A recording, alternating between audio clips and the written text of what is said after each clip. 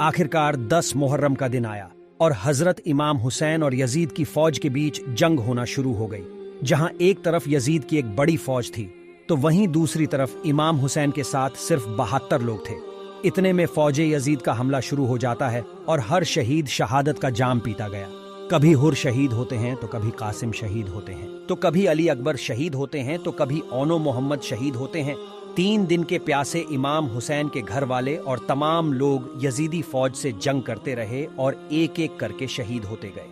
हजरत अब्बास अलमदार से हजरत इमाम हुसैन के 6 महीने के बेटे अली असगर की प्यास नहीं देखी गई। आपने एक मस्कीजा लिया और घोड़े पर सवार होकर नहरे फुरात के किनारे पहुंच गए और आपने एक मस्कीजा भर लिया, लेकिन जब आप पानी लेकर वापस लौटने लगे तो यजीदी फौज ने आपके ऊपर लगातार तीर बरसाना शुरू कर दिया था।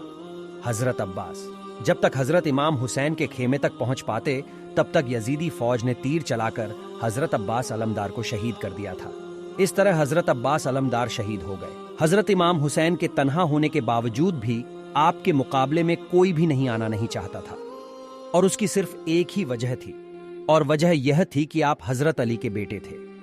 उस वक्त यजीदी फौज का एक कमांडर इब्ने साद को यह यकीन हो चुका था कि हम किसी भी तरह से हजरत अली के बेटे का मुकाबला नहीं कर सकते हैं। इस तरह एक एक करके तमाम अहले बैत के नौजवान और हाशमी शेर शहादत का जाम पी लेते हैं। धीरे धीरे करके जब हजरत इमाम हुसैन के सभी अफराद शहीद हो गए तो उसके बाद हजरत इमाम हुसैन ने खुद मैदान में तलवार लेकर निकलने का फैसला किया। इमाम हुसैन अपनी तलवार से काफी लंबे वक्त तक यजीदी फौज का अकेले मुकाबला करते रहे। उस वक्त यजीदी फौज का एक कमांडर इब्ने साद को यह यकीन हो चुका था कि हम किसी भी तरह से हजरत अली के बेटे का मुकाबला नहीं कर सकते हैं। इसलिए उसने अपने तमाम फौजियों को इमाम हुसैन के ऊपर एक साथ हमला करने का आर्डर दिया।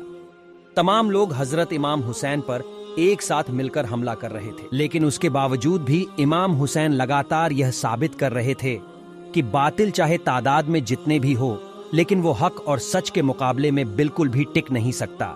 जब हुसैनियत और यजीदियत के बीच बड़ी ही खतरनाक जंग चल रही थी कि इसी बीच में नमाज़े असर का वक्त हो गया।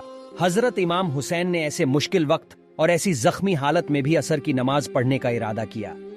आपने जैसे ही नमाज पढ़ना शुरू किया, यजीदी फौज को वह मौका मिल गया जिसका वह लोग एक लंबे वक्त से इंतजार कर रहे थे, यानी जैसे ही हजरत इमाम हुसैन सजदे में गए, सिमर जिल जोसन ने आपकी गर्दन पर तलवार चलाकर आपके सर मुबारक को जिस्म से जुदा कर दिया।